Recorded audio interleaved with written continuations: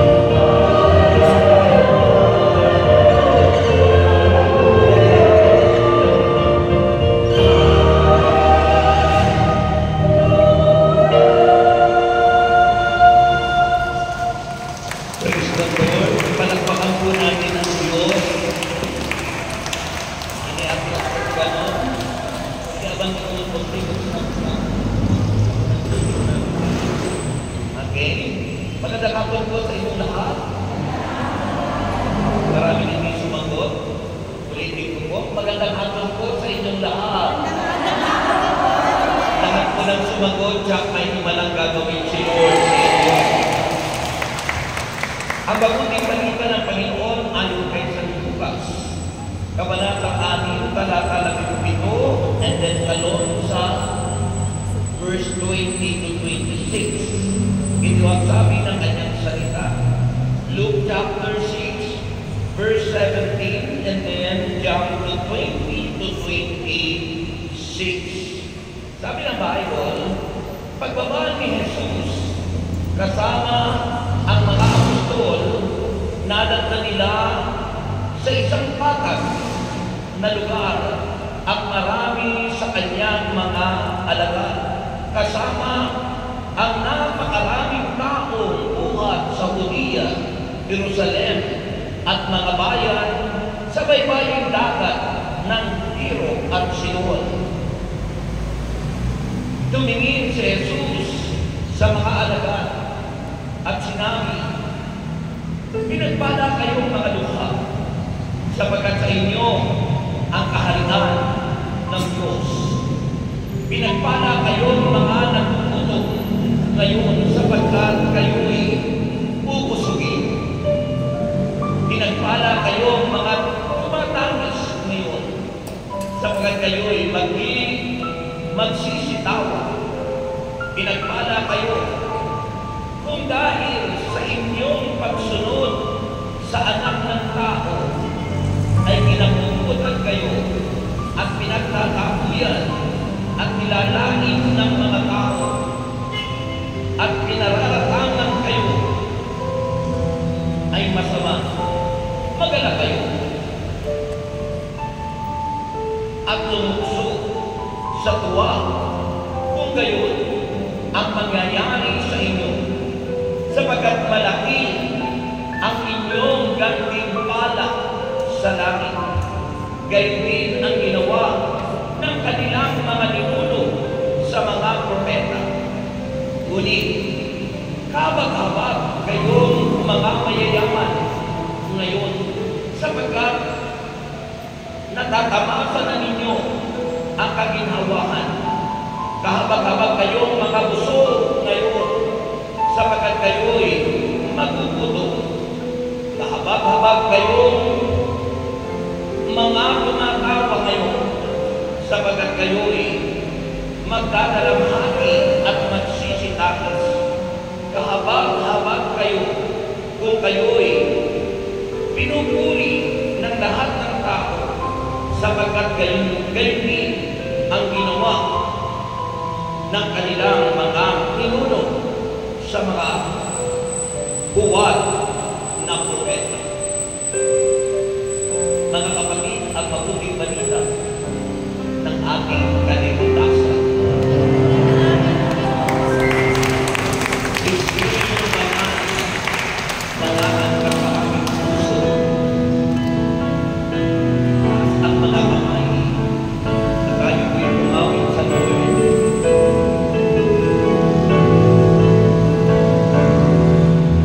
Espiritu Banal,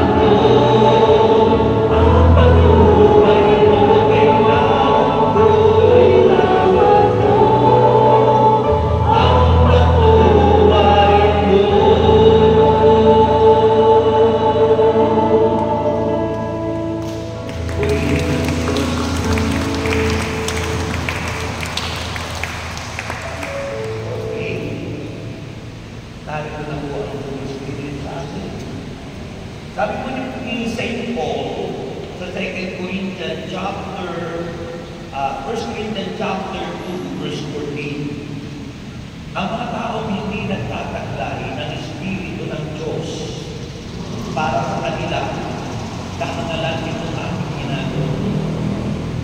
Yun ay sa mga taong hindi nagtataglay ng Espiritu ng Diyos. Kaya mahalaga yung inaanyayahan, invitation of the Holy Spirit maka sa ating pag-apos. Pagkatrabaho ay naniglego na wala natin yung Holy Spirit.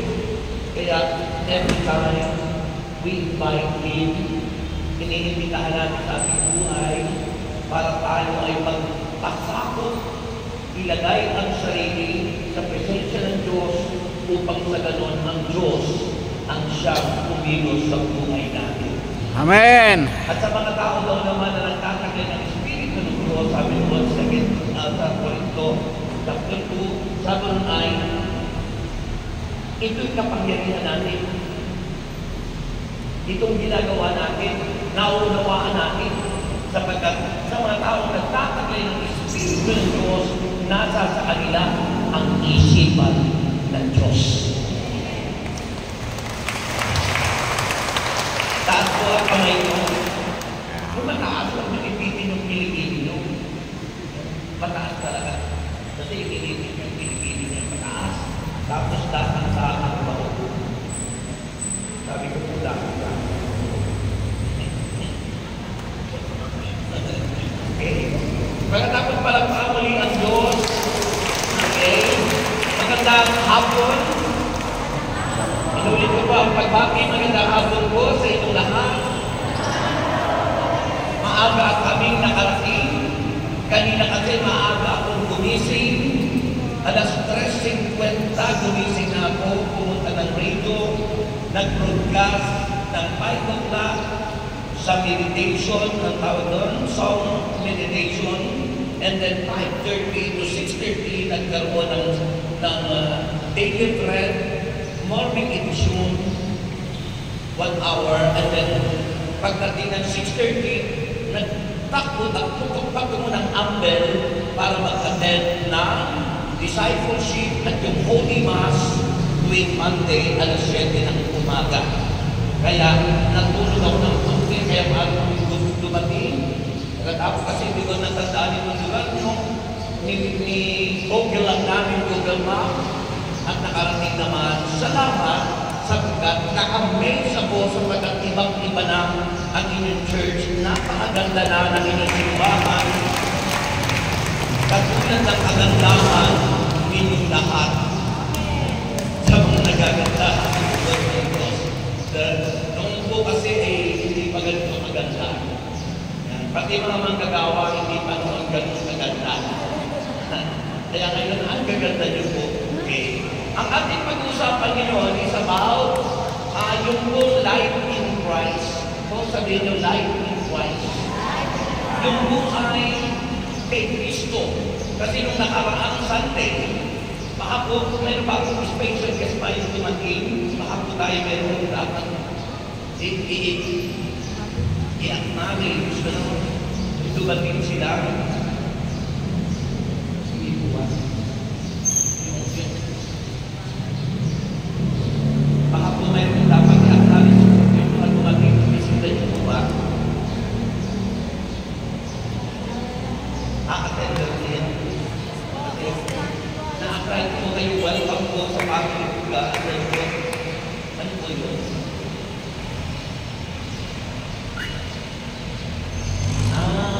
Welcome po, ano po. Lumanda ka po na Congress na lumanda ka. Welcome po sa so, atin po, pinag-usapan yung life in Christ, buhay kay Kristo. Kasi nung nakaraang Sunday, ang pinag-usapan sa Sunday Gospel, Sunday Gospel yung Sunday, inuconnect po sa atin yung Sunday, ito yung Sunday Gospel, yung nakaraang Sunday, hindi po ba yung kung mga alagad ni Jesus na magdamag na ng isla, may 2 bangka, hindi sila nakahuli. Kahit na magdamag sila, pagkatapos ang Panginoon ay ginamit ang bangka ni Simon. Si si Simon Pedro. Alam mo, ang bangka sa Biblia, sumisimbolo sa church. Sabi noon, yung mga alagad wala sa bangka at sila'y nag-aayos ng kanilang labat. Wala sila sa bangka. Pag tayo po ay hiwalay sa bangka, hiwalay sa simbahan, wala tayong magagawa.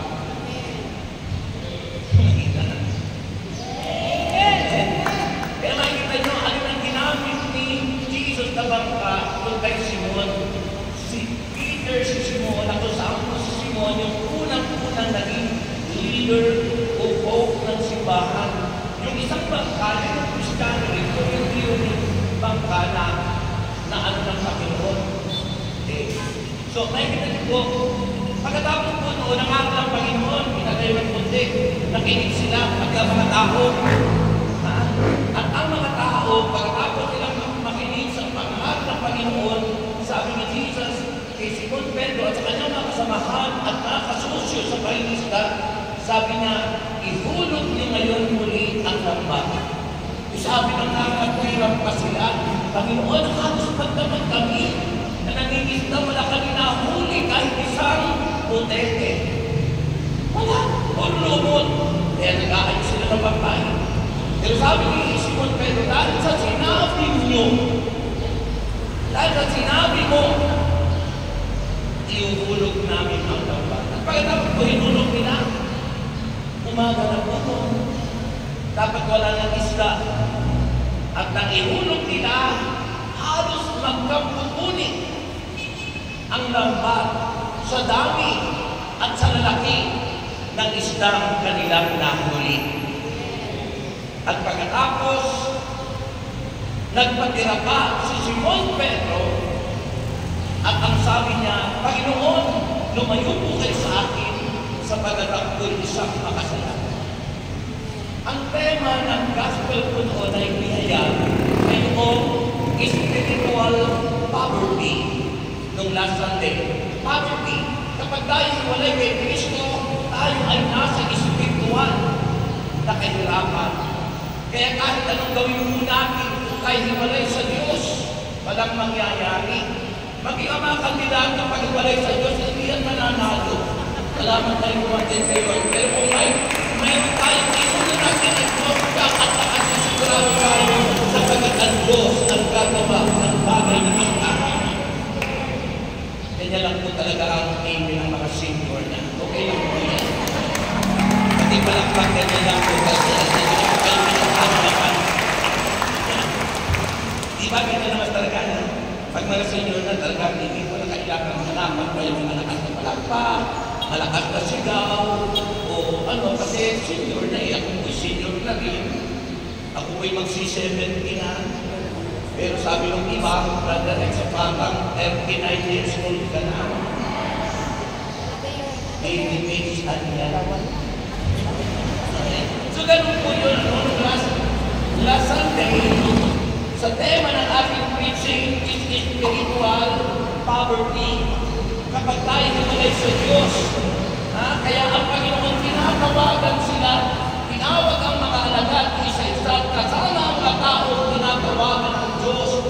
Dahil kung tayo hiwalay sa Diyos, nandun yung kahirapan natin, poverty ang tinatawag, inaanyayahan ng Panginoon na tayo'y tumukod, na tayo'y lumapit. At pag tayo lumapit, andun na tayo, second Sunday, life in Christ. Buhay na kay Kristo.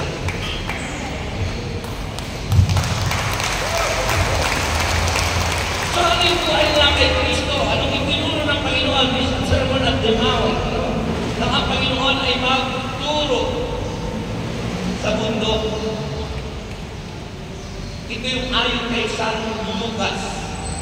Kasi ang pamilya tayo doon sa kay sinulat ni San Mateo. Yung Mateo chapter 5. Ito pong version na ito, yung sinulat ni St. Luke. At ano po ang sinasabi nito? Beatitude. Bakit ano ng Panginoon ituro ay beatitude? Ano po ba ibig sabihin ng beatitude? Sabi po ng banal na kasulatan, the blessing pronounced yung pagpapala na pinahayag ng Panginoon para sa tao. The blessing pronounced by Jesus Christ in the Sermon on the Mount on those whose lives exhibit particularly the characteristic or qualities, characteristic katarian na dapat makita sa atin bilang buhay kay Kristo, life in Christ, puihin ang Diyos. Kasi maraming tao, siya raw ay Kristiyano, siya raw ay tumanggap na kay Kristo, pero pinakikita yung magandang qualities, yung magandang katangian ng isang tunay na Kristiyano. Kaya maintindihan mo anong sinabi ng Panginoon sa beatitude. Sa salitang beatitude, beatitude, ugali, magandang pag-ugali, magandang katangian ng isang tao, beatitude. Attitude, ugali. Characteristic, quality, katangian ng isang tao, Kristiyano, kaya tinawag ko life in Christ. Buhay kay Kristo. Amen. Pero kasi pag sinabi natin, buhay tayo kay Kristo, pero ang nakikita ay limon mo. Di ba? Sabi natin doon sa ating mga pag-aaral ay kailangan ay intervention everyday ng pag-aaral. Di ba? Sabi ng ating inaawit, ang nais ko. Sige. Uumpisahan ka. Ang nais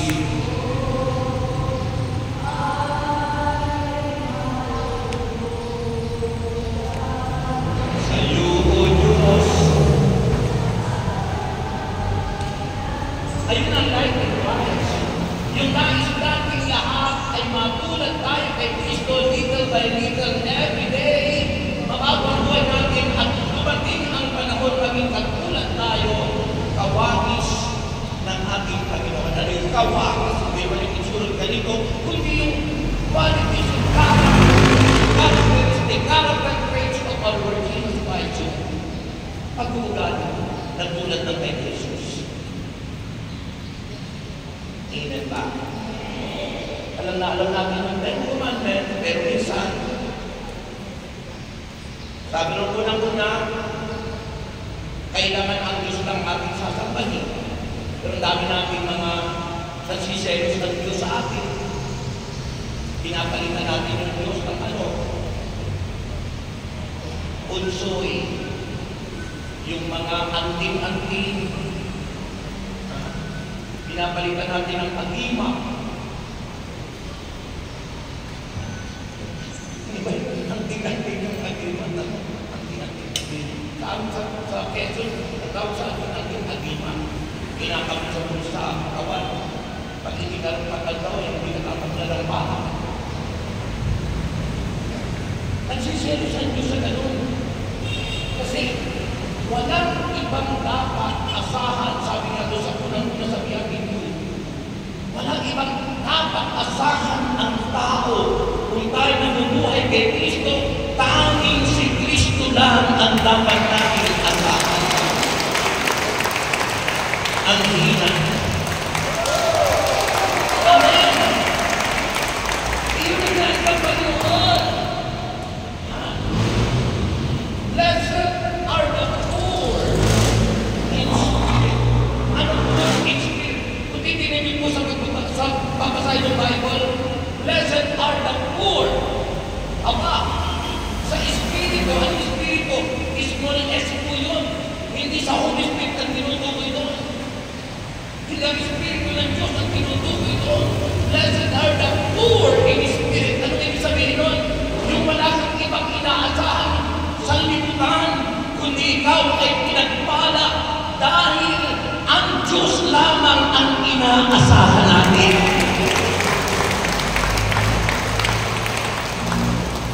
Yung tinutukoy kong spirit dito, spirit of worldliness. Yung bang hindi ka sumasang-ayon umaasa sa sanlibutan o sa mundo, yung alok ng mundo. Ang daming alok ng mundo ngayon. Pag hindi na binantay ng inyong mga anak, minsan nga, pera pa ang gumagawa nun eh. Yung sugar book nasa internet na, nasa social media, idadaw mo lang magsusugal na kayong pamilya. Kayo. Online.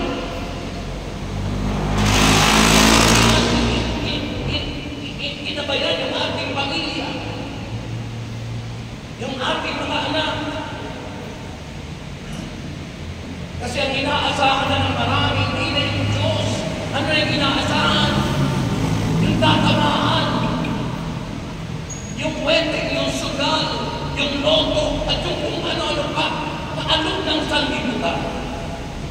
Kaya sabi ni Jesus, pinagpala ang mga aba na wala nang inaasahan kundi ang Diyos.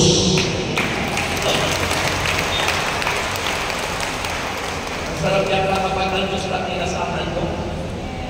Diba?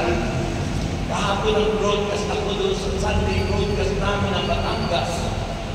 Pagkatapos ko yung isang kapatid namin na gitarista. Dalawa lang silang magkapatid, nagkaasawa ng kapatid niya. Siya na lang, 20 years old, yata 22 years old na lalaki. Yung kanyang nanay nagkasakit sa kidney. Dinadialysis, hindi na makakilos.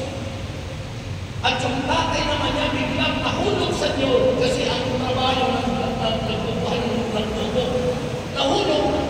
Hanggang ngayon sila'y naka-titritin. Parehas yung mag-asawa. Sino lang inaasahan? Yung bata. Na ang trabaho ng pag-gitara sa gawain. Salamat na lang may mga taong poor in spirit. Walang ibang inaasahan kundi ang Diyos. At ang taong umaasa sa Diyos, pinagpapala ng Diyos. At dahil sa maraming pinagpapala ng Diyos yung mga tao, mga kapakiran ang siyang tumutulong sa Kanya, kaya hindi nawala ng pag-asa. Masarap po kung tayo po ay makatulad ng Kristo. Di naman ang nais ng Panginoon yung kamay natin maging tulad ng kamay ni Jesus.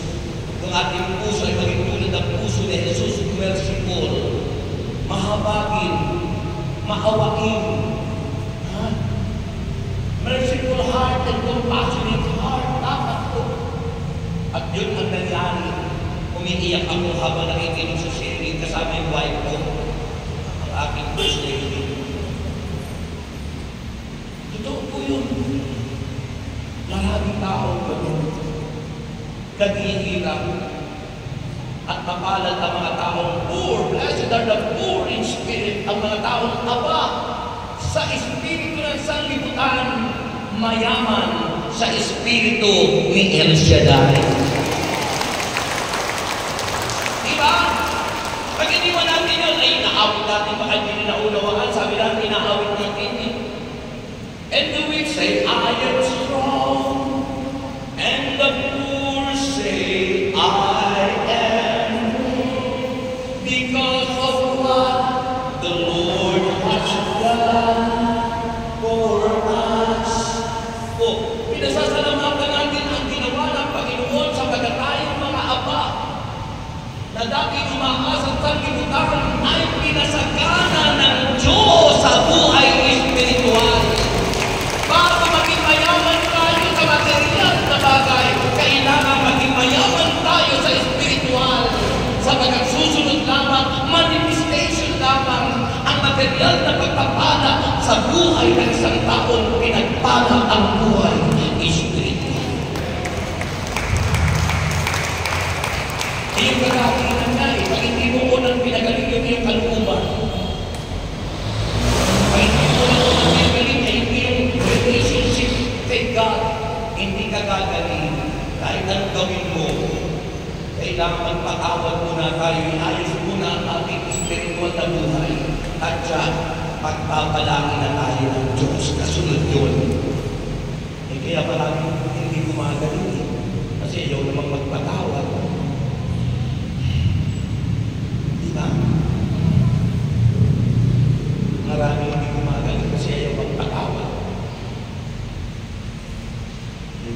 Anong pangalawa? So, blessed are the poor in spirit.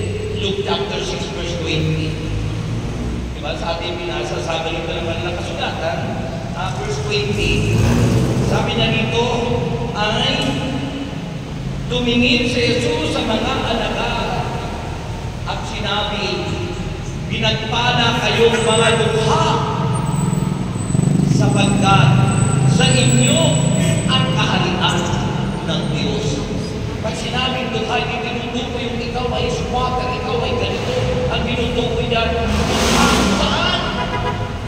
Sa sanlibutan Espiritu. Yun yung tinatawag, sabi sa ating translation, mapalad ang mga ama na wala na inasahan kundi si Yahweh El Shaddai. Kasi kung ako, inaasahan, sa Quezon. Noon may alay pa noon. O diba? Noon, pag marami kang pera, ubus agad. Pag wala na, sanda ka na. Magsasanda ka. Kung hindi umaasa tayo sa Diyos. Pag tayo umasa sa Diyos, alam na yun. Ang taong may sakit, alam ng Diyos yun. He is omniscient God. Ang Diyos, talos, alam niya kung sino tayo. At kung tayo lalapit sa Kanya, alam niyang may kailangan ka. Dahil gusto niya'y lumapit ka. Yun ang iniintay niya. At pag nakita niya yun, yung action mo, yung pananampalataya mo sa Kanya, kikilos at gagawa ang Diyos sa buhay natin. Ang hina. Amen. Kapag daw yung mga nagdadalamhati. Blessed are those who mourn. Ano po, sabi ko doon sa verse 21. Sabi ng Bible sa verse 21, anong sabi niya? Sabi ron, pinagpala kayong mga nagugutom ngayon sapagkat kayo'y bubusugin. Sa other translation ay, blessed are those who mourn. Mga nagdadalamhati. Mga nagdadalamhati. Ano ba yung sinabi ng Panginoon? Yung mga meek, yung mga marunong magpakumbaba. Yun yung mga katakian ng gusto ng Panginoon, life in Christ. Una-una, sa taong namumuhay kay Kristo, walang ibang aasahan kundi ang Diyos. Ang katangian na ikaw, kapag nagdadalamhati ka, ibig sabihin, ikaw ay sa Diyos pa rin umaasa. At ang mapalat pa rin sinasabi, ang mga nagpapakumbaba, sabi ng Bibiliya, ang mga taong nagpapakababa ay kanyang itataas. Grabe mo yung palakpak ito sa lupa talaga. Ngayon, bihira na po yung marunong magpakumbaba kahit na Kristiyano lang na. Ngayon, pag sinampal ka, gaganti ka, pag siniraan ka, gantihan na, pag nagdimanda ka, dinimanda ka pa rin. Hindi natin malaman kung anong nangyayari sa bayan natin. Siraan dito, siraan doon. Nasaan ang Diyos? Ito yung papel natin, kaya ka prayer partner. We need to pray for our country. We need to pray our leaders. We need to pray people of the Philippines. Purihin ang Diyos. Baka kayo pinagdarasal, baka nakikisang-ayon pa kayo, nakikiminsahe pa kayo doon sa mga nasa social media na kalamitan ay fake news. Spreading fake news. Ang mga taong hindi namumuhay kay Kristo. Sabi natin, life in Christ, ang mga taong na kay Kristo, hindi nagkakalat ng mali, ng fake news. Ang kinakalat natin mga na kay Kristo ay mabuting balita. Good news! Amen. Ako may Facebook din po ako, pero kapag pangit ko yung binablock ko po. Dahil ayaw ko mag-spread out ng bad news. Binablock ko po sa ating Facebook. Kasi ayaw ko ang tao'y pagmulan ng nagkakalat ng pangit at masamang balita. Ang mga anak ng Diyos, ang mga life in Christ, living with Jesus, yung nabubuhay kay Kristo, dapat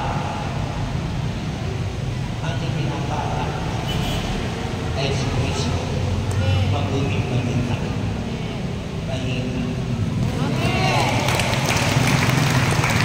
Kaya sinasabi ko mga katangian ng ating Panginoon at katangian ng tao na kay Kristo, poor in spirit, those who mourn, those who are weak, those who are merciful, mga taong mahabagi na dapat at daming mayaman sa atin, walang habag, walang awa, naghihirap ng bayan, sila personal na interes ang inaatupan.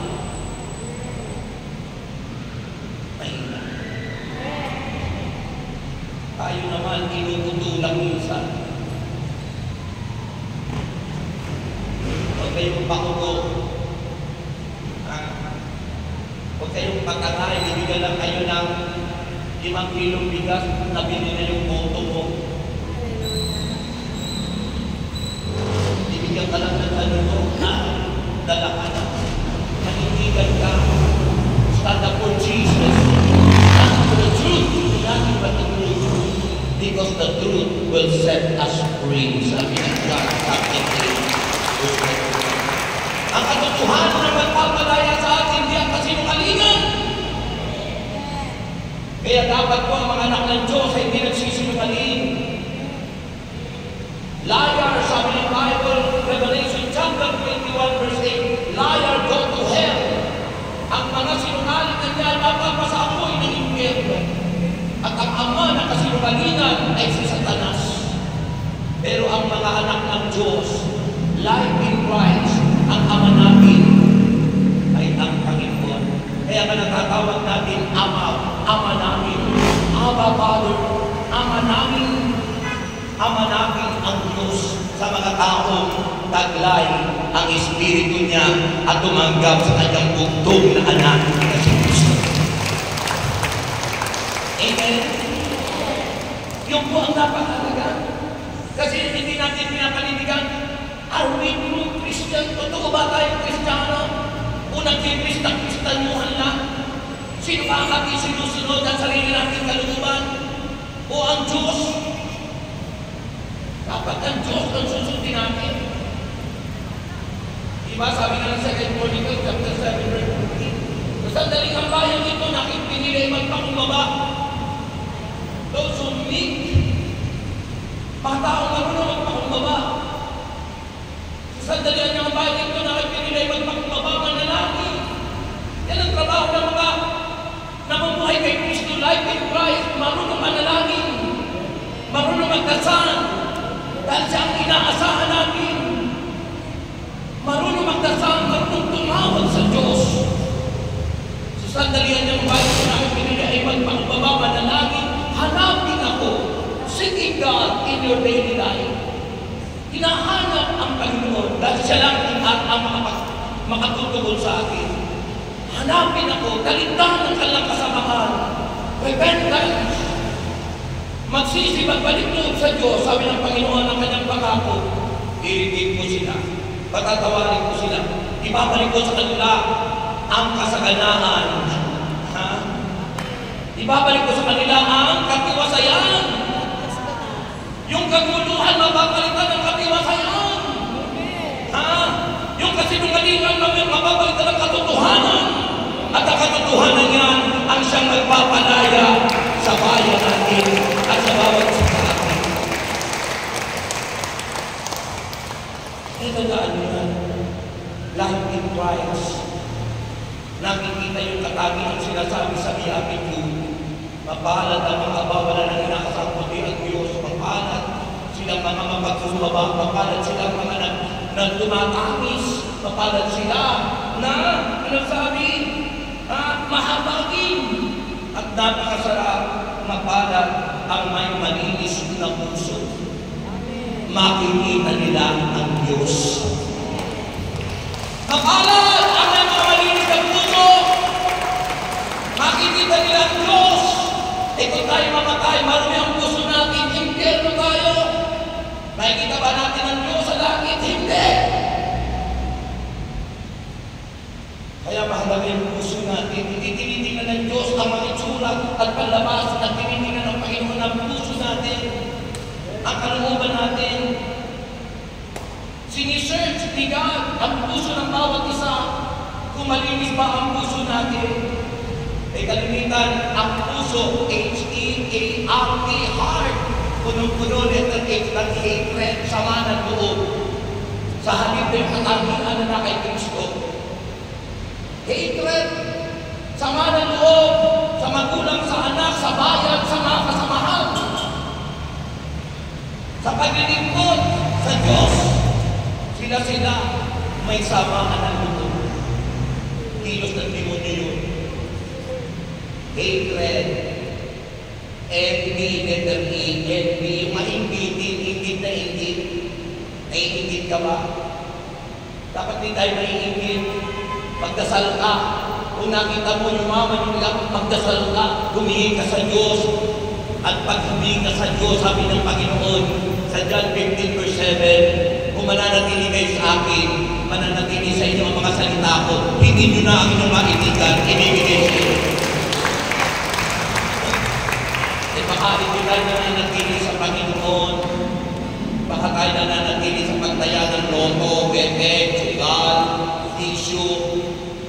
Kaya hindi naman tayo pagpapalain ng Diyos. Kailangan magbago na tayo. Huwag tayo maingit, envy. Letter A, anger sa heart. Letter E, A. Pag tayo laging galit, ang galit hindi makatutulong sa atin. Kapag ang tao laging galit, pag iahayong sinasama sa pagkagalit, mga lahat ng nakakalat sinisipa kasi galit. Nakita ko doon social media, bago-bago yung kotse. Na ano lang yung malupit. Pinampili yung kotse, pinasag lahat. Sa init ng mundo, walang napala. Ganun ba ang nagsisipang mundo? Pagkamay ng away na. Diba nagsasabi, pray for us. Manalangin tayo, pero ang ugali naman natin ay nakakapangit. Huwag tayo pagkagalitin. Hindi makatutulong sa atin yan. H, sa heart, hatred. Letter E sa heart, envy. Letter A sa heart, anger. Huwag na. Ma-overcome yung galit mo. Hindi ka makatutulong yan sa'yo. Letter R, resentment, hinanakit. Huwag kang maghinanakit. Pag ang tao lagi may hinanakit, kaya ka tumatanda ng pakurong.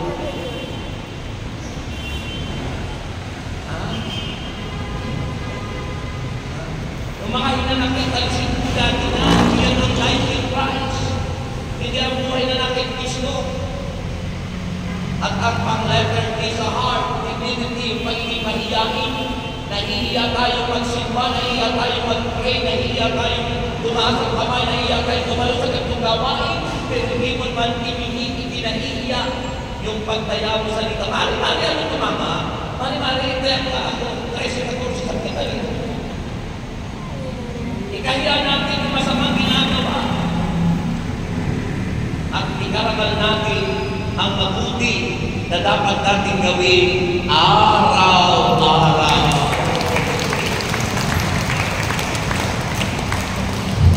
Amen?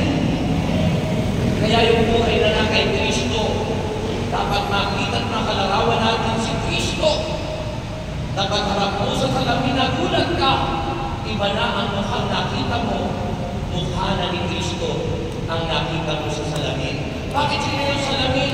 Mga tao sa paligid mong nagsasabing, ang bait mo ba yun? Aba, ang ganda mo ba yun? Ang salamin natin ay ating kapwa nagsasabi ng ating pagkatao. Sino ka sa harapan ng tao? Ano sasabihin mo? Kilala niyo po ba si Juana? Sino yung Juana? Ayaw po bang nagpapataya ng loto at yung po bang lagi ng umutang na yung pinagbabayan? Yan yung pagkatapon po.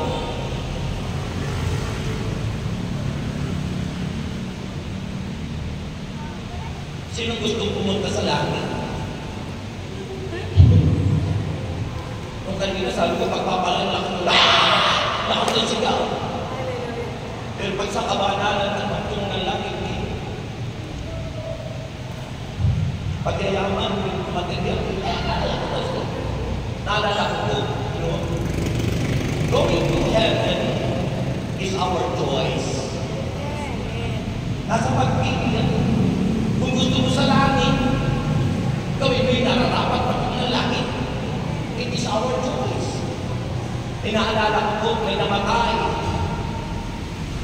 May namatay po na isang politiko. Namatay. Hindi inabot ang eleksyon. Namatay. Nung namatay, siyempre magre-report kay San Pedro. So sabi ni San Pedro, Aba, hindi po pwedeng makapasok sa langit. At kung saan pupunta, kailangan mo, mamili ka. Bubuto ka muna. Bubuto ka muna kung anong ibubuto mo, kung langit o impyerno. Eh sabi ko, sige, mamili ka muna. Sumakay sa bibigor, pinindot, lekat ay impyerno. Bumababa. Dahil sa langit, San Pedro, pababa yung ano. Habang bumababa, palamig ng palamig. At habang bumababa, ang ganda ng mga awitin. At ang ganda ng pinapakita. Pagbukas ng elevator, yung impyerno, nagulat siya na may isang golf course ang nakita niya. At naglalaro doon yung lahat ng kasamahan niya, mga politiko at mga kaibigan niya. At doon naglalaro lahat. Golf course. Sa isip-isip niya, siguro dito na lang ako mamimili sa choice. Kung aking pagtuto sa altar gusto. Kaya balik siya. Pinindot naman niya, heaven. Nung pag-akit ka patulad natin, bakit parang ano ko? Kasi hindi niya alam yung mga inaawit doon. Hindi niya alam, hindi siya pamilyar sa awitin doon sa langit. Ang pamilyar siya doon sa mga awitin. Mas pagiging pataas, yung mga awit ang pamilyar siya. Pero yung awitin sa langit, alam ko yan, hindi siya pamilyar, kaya nilungkot siya. At pagbukas naman, ang hindi naman alam. Kaya sabi niya, nakapag-desisyon na ako, balik siya kay San Pedro. Sabi niya, San Pedro, huwag naman sana makarating sa Panginoon. Pipiliin mo na ako dito na lang ako sa letter I, sa impyerno. Ang sayo doon. Ang sayo. Sige, it is your choice. Yan ang pinili mo. Kaya, balik siya doon. Pinindutan niya. Nakapamili na siya. Nilagyan namin yung yung kanya nakabuto na yun. Para magbalik-balik. Nako, nung pababa na siya, bakit na iba? Painit ng painit. Painit ng painit. At parang nagsupremo ang mga nagsisigawan at parang mga tao nagmamakawag, pinig na kanyang narinig. At pagbukas ng pintuan, nakulat siya. Bakit kanina? Golf course. Pero pagbukas, apoy na napakatindi na yung mga kasamahan niya nakabapos ng apoy at nagulubog ay hindi naman nasusunog.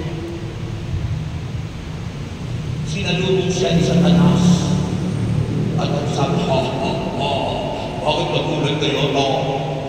Kasi Satanas, kanina lang nung pagpunta ko rito, ang ganda-ganda, golf course. Kaya napili ko dito na lang. Sabi ni Satanas, kanina, alam mo kanya kanina, Campaign period pa lang yun. Nangangampanya pa lang yun, kaya maganda lahat. Kaya nawa yung mga kandidato, wag puro pangako na napapako para lang madala kasi nagkakampanya, baka tayo mapunta sa impyerno. Mga kapatid, kailangan mamuhay tayo kay Kristo na namumutabi sa bibig ay katotohanan magpapalaya sa atin. Amen! Ganyan po ang buhay ko noon. Nag-aalitakan ako, pero minsan nanaginip ako. Napanaginip ako ng impyerno. At parang sinasakal ako ng malaking kasamahan sa tanas. Sinasakal ako. Sumisigaw ako. Mahirap ako, parang pinapahulugan.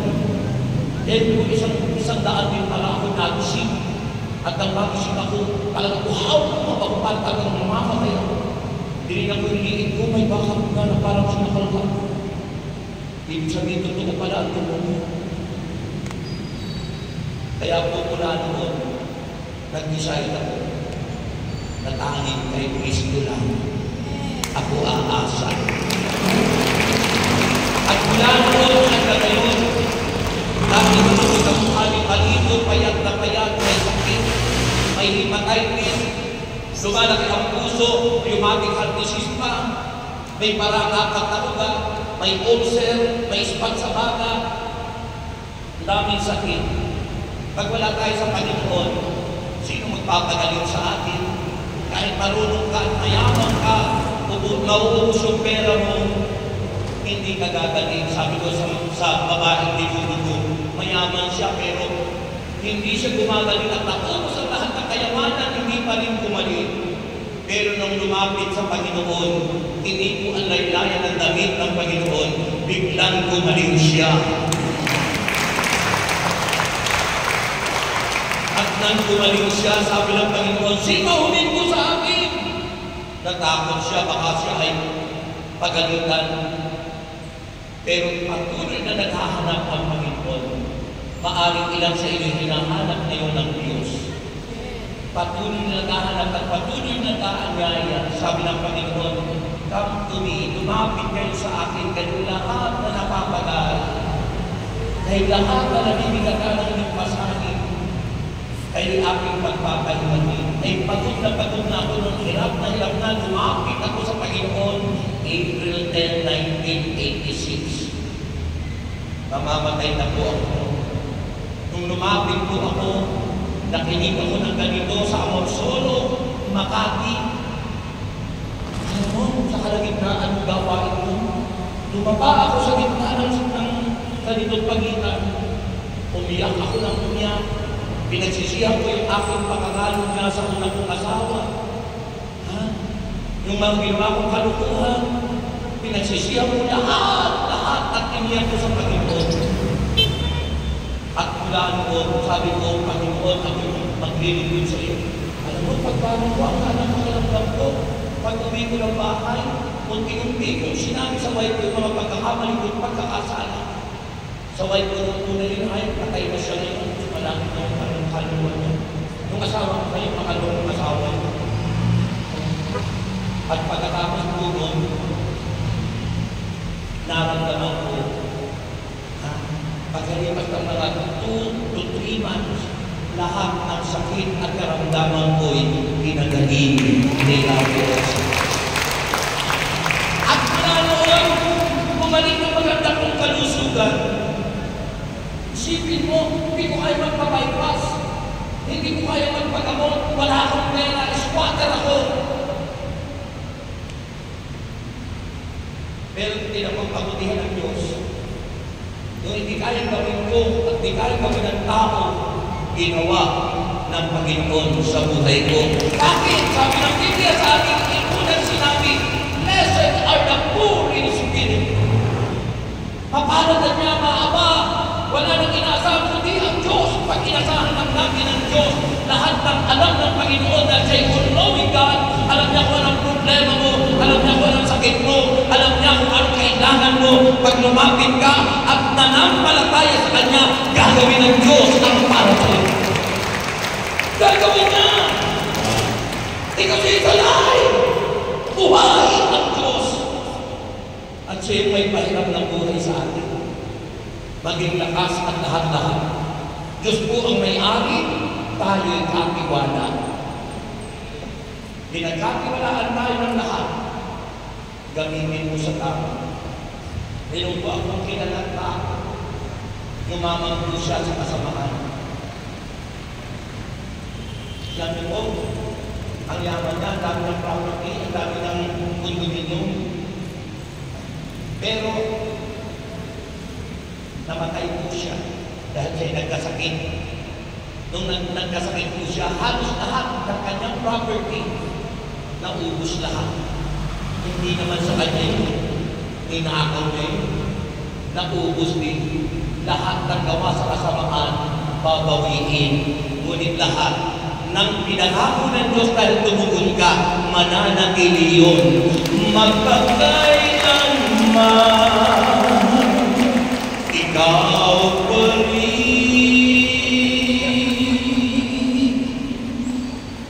Jesus.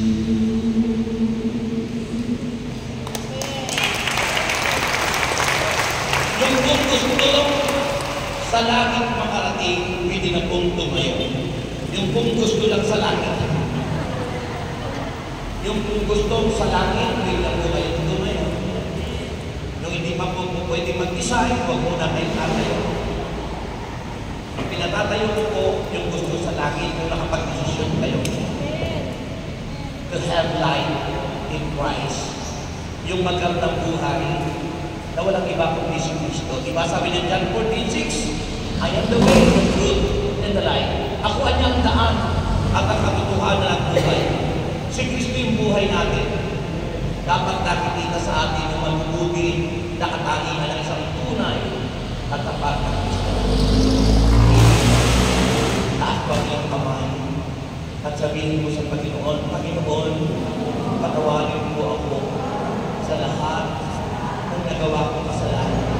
Mula po sa aking pagkabata hanggang sa kasalukuyan. At simula po ngayon, tulungan mo po ako na mabago ang buhay, maging ayon sa iyong kalooban. Ang buhay na tulad ng buhay mo na hahandong kami sa langit. Kaya naman, Panginoong Jesus, baguhin mo ang puso. Purify your people, O God. Linisin mo ang puso, Panginoon. Raise up your hands. Taas na mataas na bataas. Let's declare. Hallelujah. Purify your people, O God. Cleanse us with your blood, O Lord. May we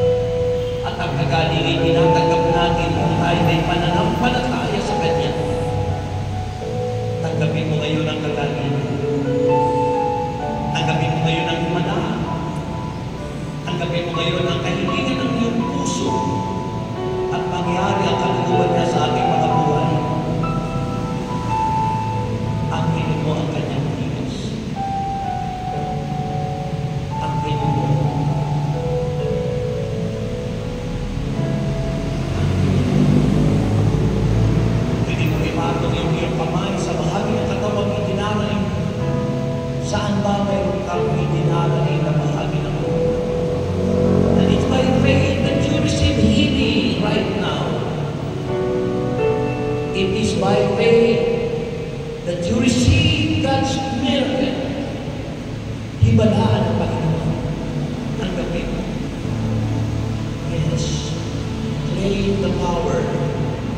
Claim healing.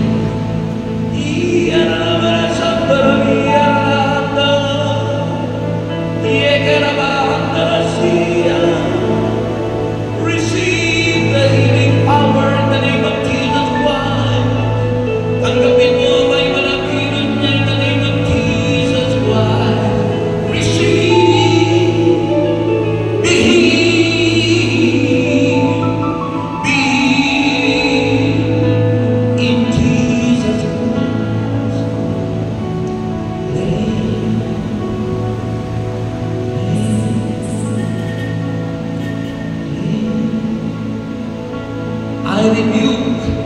I rebuke whatever kind of sickness right now. In Jesus' name, be healed, receive. In Jesus' name, inutos ang umalis sa bawat katawan ng tao. Ano na uri ng sakit, kalamdaman.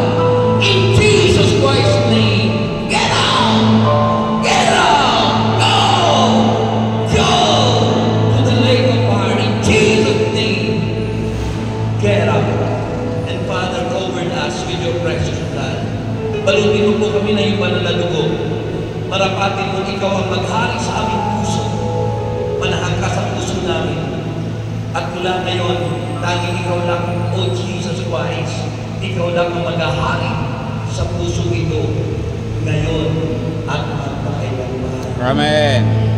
Ngayon at magpakailanman. Amen. Purihin natin ang Diyos. Palakpakan natin siya. At sabihin mo ngayon, I am healed. Magaling na ako. Sabihin mo ngayon, I am strong. Malakas na ako. Sabihin mo ngayon, I am rich. Mayaman ako. At sabihin mo ngayon, I am victorious. Mananagumpay na ako. Sa ngalan ni Jesus. Anong sagot? Amen. Amen. Taas ang inyong mga prayer request.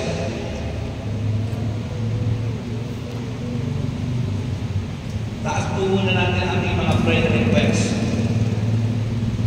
Bago po ibigay yung coordinator kung hindi ko alam kung yung guest nyo, taas natin ang ating mga prayer request. Ama namin Diyos, paspasan ang ating pong mga daldalahan. Kasama na po ang aming mga prayer request. Paspasan po ito, Panginoon. Nagtitiwala po kami sa iyong katapatan. Inaangkin na po namin, Panginoon, ang aming lahat ay answered prayer. At ang aming mga alintandog sa iyo, aming binabalik sa iyo, Panginoon. At inaangkin namin ang iyong pangako na ito ibabalik siksik, hindi ka tumaapo, Lord. At inaangkin na po namin, Lord, ito as we say in thanks with a grateful heart. Kolektahin na po ng ating mga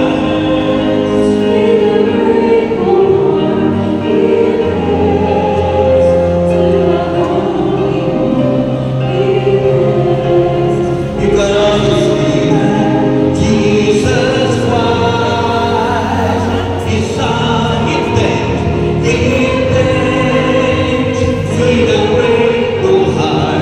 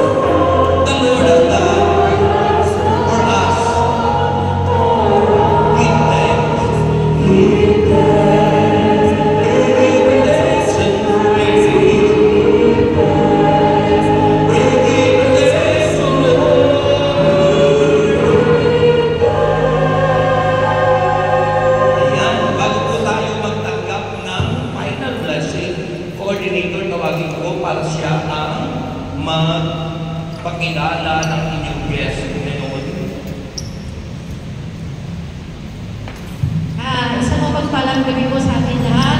Meron po tayong panauhin sa pong kandidato natin para sa Congressman po si Brother Jess Franny po. Palakpakan po natin siya. Pwede po kayo dito.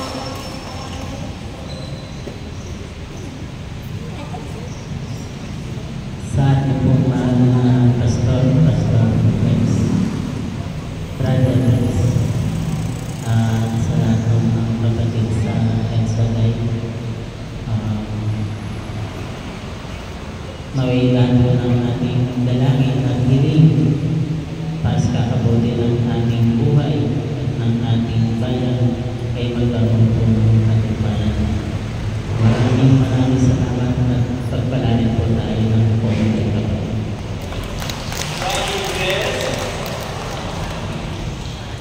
Rani.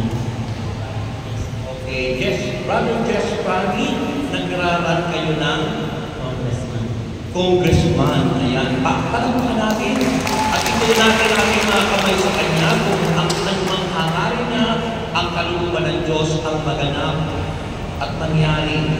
Ama namin Diyos, dahil po ang aming kapatid, si Brother Jess, Lord, na amin po itinutulog sa iyo at itinadalangin. Ang mithiin po niya, Panginoon, ay batid mo. Ikaw po ang siyang nakaalam. Kaya sa iyo po namin pinagkakatiwala sa iyo ang nais mo, ang siyang maganap, Panginoon. Kaya sa iyo po namin siya ipinagkakatiwala sa kanya pong pagtakbo bilang congressman. Kaya Ama, alam naman namin kay Diyos na mapagmahal na alam mo ang aming mithiin. Kaya Panginoon, inatin po namin ang iyong pagkilos sa buhay ng aking kapatid na ito sa pangalan ni Jesus. Sa pangalan ni Jesus! Sa pangalan ni Jesus! Amen and amen. Thank you po. Yan, manhaling po tayo sa Panginoon. Okay? Palakpakan po natin ang Panginoon. Okay, ibibigay ko na po sa inyo ang pinaka-final blessing. Final blessing. Tatanggap po kayo ng 3 bonus. At sasabihin niyo po sa bawat pagsalo nyo, pagsambot nyo, sabihin nyo, Jesus, ikaw ang tunay na kayamanan ko. Okay, ready na kayo.